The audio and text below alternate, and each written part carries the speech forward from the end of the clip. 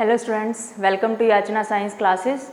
How are you all? I hope you all are fine. As you all know, we are doing the chapter number 8, Human Health and Diseases. Today is the last class for this chapter. Today we will complete the chapter. Last topic is left, that is drug addiction. कि drugs जो होती हैं कैसे लोग उसको लेना शुरू करते हैं, क्या उसके रीजंस हैं और क्या उनके इफ़ेक्ट्स हैं, क्या ड्रग एडिक्शन होती है, क्यों एडिक्ट हो जाते हैं. ठीक है, तो एडिक्शन में अगर हम ड्रग एडिक्शन की बात करें तो सबसे ज़्यादा इंटरेस्ट एडोलिसेंस पीरियड का होता है. Adolescence and drug abuse means जो एडोलिसेंस पीरियड होता है उस टाइम पर जो यूथ होते हैं, यंगस्टर होते हैं, उनको बड़ी इंटरेस्ट होती है किसके अंदर, ड्रग्स के अंदर, कि हमें भी देखना चाहिए कि ड्रग्स कैसे होती हैं. तो first of all you should know adolescence क्या होता है. It is a period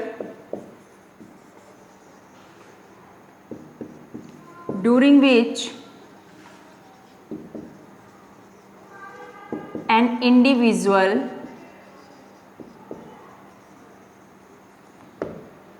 becomes mature. An individual becomes mature. किस टर्म में mature? In terms of his or her attitudes and beliefs for effective participation in society. Effective participation in society. कि जब कोई individual इतना mature हो जाए कि वो अपना पार्टिसिपेशन शो कर सके सोसाइटी में, अपने एटीट्यूड, अपने बिलीफ, अपने तौर तरीके, अपने विचार रख सके सोसाइटी में, उस पीरियड को हम बोलते हैं एडोलिसेंस पीरियड. ये पीरियड है जो 12 to 18 ईयर की एज को हम बोलते हैं एडोलिसेंस पीरियड है.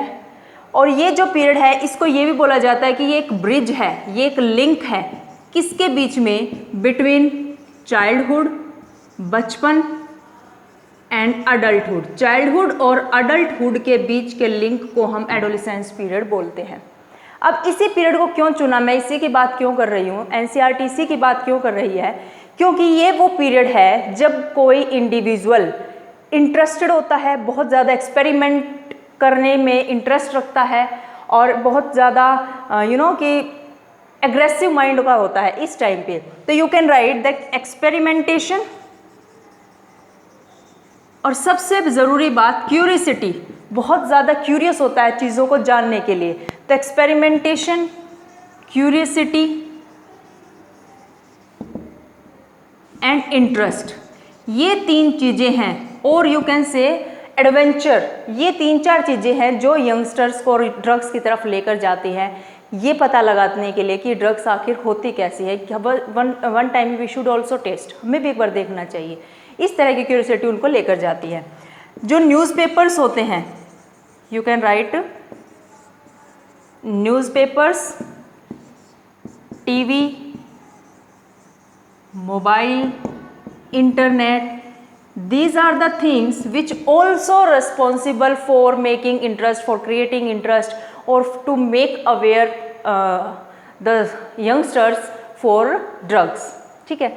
अच्छा, peer pressure, फ्रेंड्स का pressure, friend group, friend circle का प्रेशर होता है, या अनसपोर्टिव फैमिली स्ट्रक्चर, अनसपोर्टिव कह लो या अनस्टेबल फैमिली का जो स्ट्रक्चर है. मीन्स कोई भी जो है अगर यंगस्टर अपना कोई डिसीजन लेना चाह रहा है and family is not supporting, तो अनसपोर्टिव हो गया है ना वो फैमिली. तो उस तरह के प्रेशर भी होते हैं जो माइंड पर बहुत हावी हो जाते हैं किसी भी यंगस्टर के, जिसलिए वो ड्रग्स वाले रास्ते को चुन लेता है. क्योंकि उन्हें ये पता चल जाता है कि किसी भी टाइप की प्रॉब्लम को फेस करने के लिए या स्ट्रेस को रिमूव करने के लिए, कोई भी प्रेशर रिमूव करने के लिए अपने माइंड के लिए ड्रग्स बहुत हेल्प करती हैं. तो we should try it once. तो ये है एडोलिसेंस और कैसे ड्रग की अब्यूज़ हो जाती है इसके बारे में हमने जाना. You can take screenshot. Done. Then we will discuss about addiction, कि एडिक्शन किस चीज़ को बोला जाता है, आखिर एडिक्शन होती क्या है. बात तो हम बहुत करते हैं लत की, कि लत लग जाती है किसी चीज़ की, एडिक्शन हो जाती है, हम एडिक्ट हो जाते हैं. जैसे कुछ लोग टी के एडिक्ट होते हैं, चाय की लत होती है ना, चाय नहीं मिले तो सर दर्द होने लग जाते हैं। तो addiction, now what is addiction?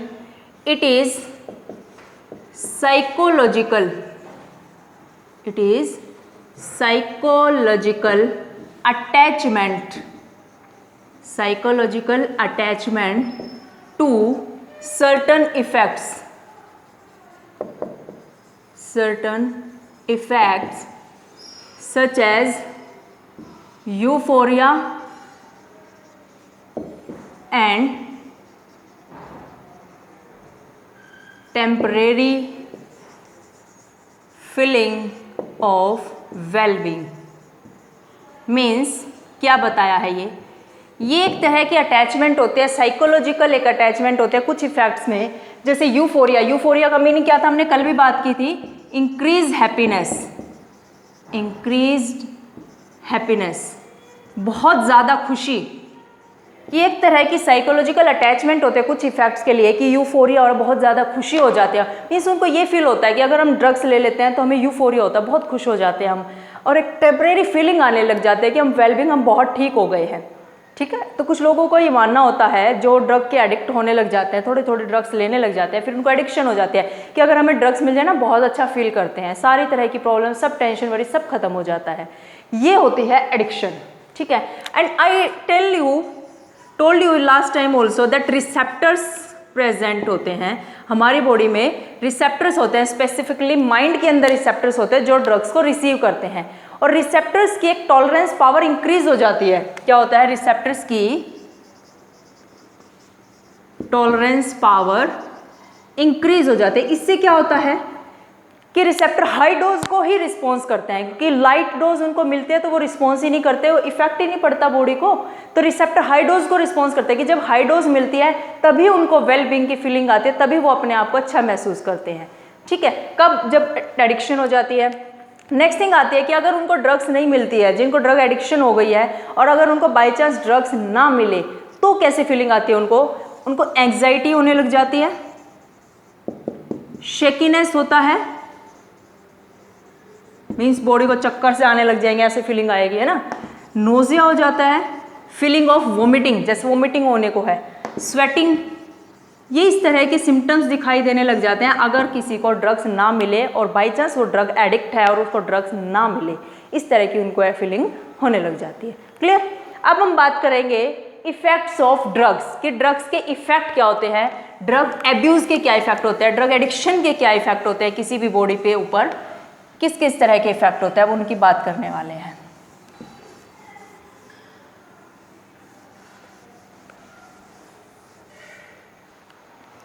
Now,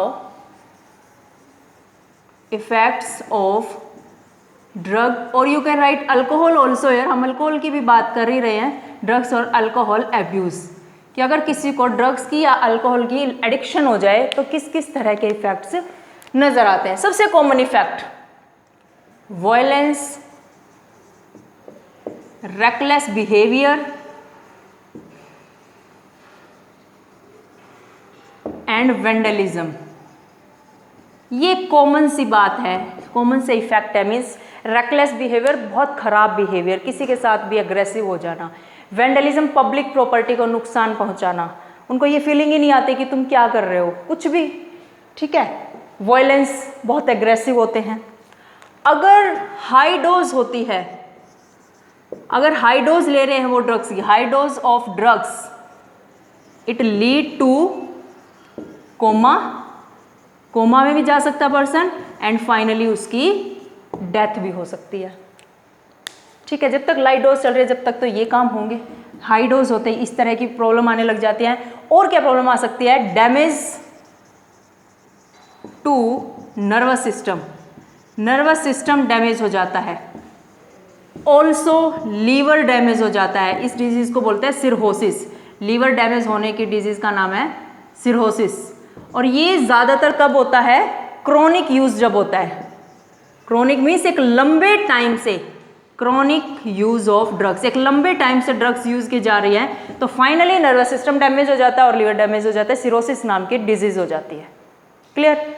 अगर कोई ड्रग्स इंट्रावीनसली ले रहा है, intravenously drugs, intravenously means, intra means inside veins, नसों में इंजेक्शन लगा रहा है वो ड्रग्स के, इंजेक्ट किया जा रहा है ड्रग को बॉडी में, तो क्या हो सकता है, इस तरह की डिजीज हो सकती है जैसे AIDS, hepatitis B means STDs होने के चांस है, सेक्सुअली ट्रांसमिटेड डिजीज होने के चांस है, क्योंकि वो जो निडल यूज की जा रही है मे भी किसी और पर्सन ने यूज की हो जिसको ये डिजीज रही हो, तो इस तरह की डिजीज भी उसको हो सकती है। अब आते हैं warning sign. Warning science, warning sign किस चीज के, ऑफ ड्रग एब्यूज, कि अगर किसी को ड्रग की एडिक्शन हो गई है, उसको लत लग गई, आदत पड़ गई है, तो हमें किन साइन से अंदाजा लगेगा, क्या ऐसे उसके अंदर चेंजेस हमें नजर आएंगे जिससे पता लगे कि उसको ड्रग्स की हैबिट हो चुकी है। सबसे कॉमन थिंग, हम बात कर रहे हैं ना एडोलेसेंस एज की, तो अनएक्सप्लेन्ड एब्सेंस फ्रॉम स्कूल और कॉलेज, बिना बात के कॉलेज या स्कूल से एब्सेंट रहने लग जाएंगे बिना किसी एक्सप्लेनेशन के, ठीक है। Lack of interest in hobbies, जो उनकी हॉबी रही हैं उन हॉबीज में भी उनका इंटरेस्ट खत्म हो जाएगा, क्योंकि ध्यान तो सिर्फ और सिर्फ ड्रग्स में जाएगा ना, और नर्वस सिस्टम भी डैमेज होने लग रहा है, उनके ऊपर कंट्रोल ड्रग का हो रहा है, खुद का तो कंट्रोल है नहीं, ड्रग्स उसके ऊपर कंट्रोल कर रहे हैं तो कुछ भी करेंगे, ठीक है। Lack of interest in hobbies, also lack of interest in personal hygiene, खुद की ही साफ सफाई रखना बंद कर देंगे वो, ध्यान सिर्फ और सिर्फ किस पे रहेगा, ड्रग्स पे। डिप्रेशन में चले जाते हैं वो लोग, डिप्रेशन, फैटिग, थकावट रहती है, टायर्डनेस रहती है, गिरे पड़े रहेंगे, हैं, डिप्रेशन, फैटिग, और एग्रेसिवनेस हो जाती है, दे बिकम एग्रेसिव। आइसोलेशन, अकेला रहना पसंद करते हैं, है ना। Drop in performance, drop in performance means academic performance की बात की जा रही है कि बहुत अच्छा कोई प्लेयर था, उसकी परफॉर्मेंस खराब हो जाती है, बहुत अच्छा कोई फर्स्ट रैंक गेन करने वाला स्टूडेंट था तो उसका रैंक गिरने लग जाता है, तो इस तरह की परफॉर्मेंस डाउन होनी शुरू हो जाती है। और भी बहुत सारे ये भी लिख सकते हो कि चेंज इन स्लीपिंग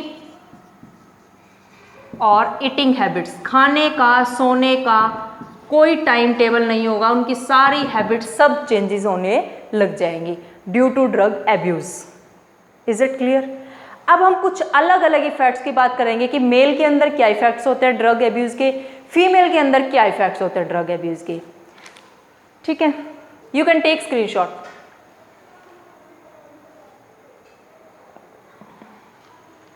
डन।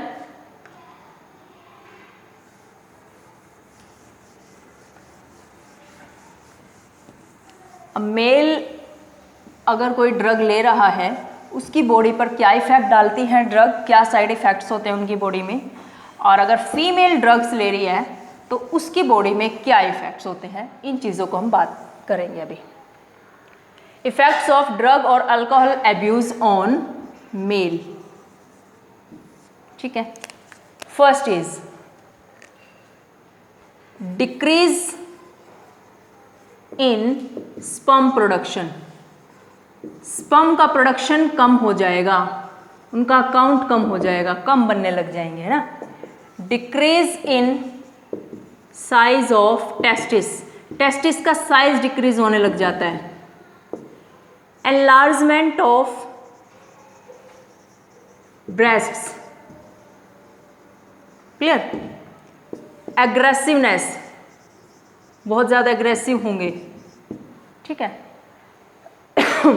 और लिख सकते हो मूड स्विंग्स, मूड में चेंजेस जल्दी जल्दी आने लग जाएंगे, डिप्रेशन होगा, इस तरह के चेंजेस आ जाते हैं in case of males.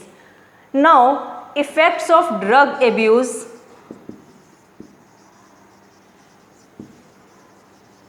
On females, females पे क्या इफेक्ट होता है ड्रग एब्यूज का। अब 3-4 कैरेक्टरिस्टिक इनकी बात कर लेते हैं। मैस्कुलाइजेशन, मेल जैसे मैस्क्यूलाइजेशन, मेल जैसे कैरेक्टर्स आने शुरू हो जाते हैं कुछ कुछ, ठीक है। Excessive hair growth, excessive hair growth on face and body, face पे और बॉडी पे बहुत ज़्यादा हेयर की ग्रोथ होने लग जाएगी, ठीक है।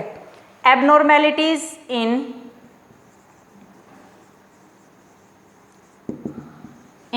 मेंस्ट्रुअल साइकिल, इरेगुलरिटी हो जाएंगे मेंस्ट्रुअल साइकिल, एबनॉर्मल उनके अंदर चीज़ें होने लग जाएंगी, इस तरह के चेंजेस। और मूड स्विंग्स, ये तो कॉमन ही है, मूड स्विंग्स हो गई है ना, डिप्रेशन होगा, लाइक दिस।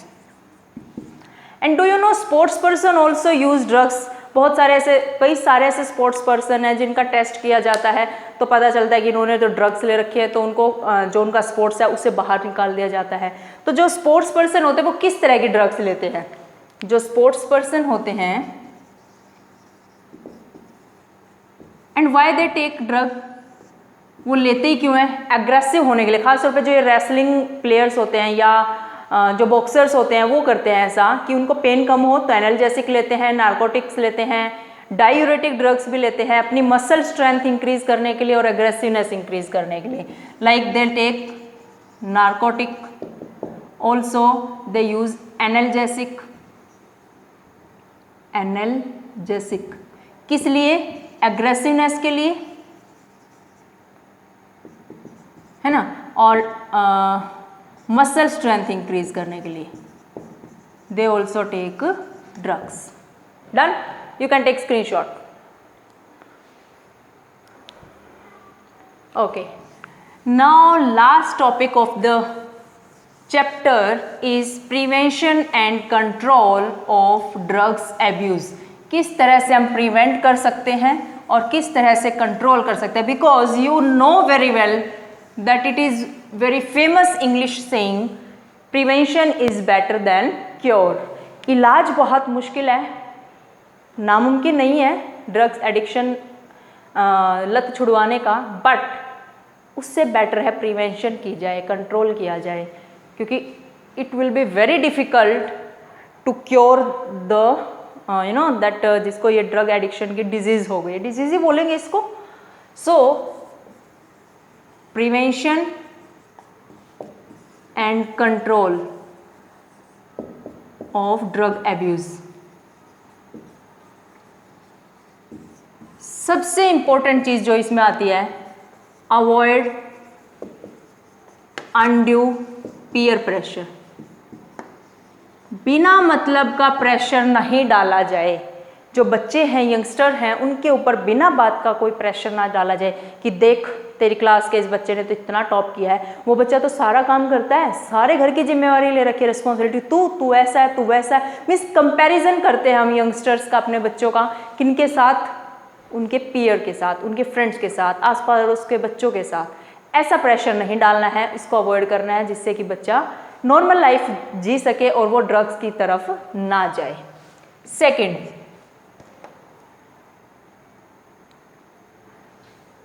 seeking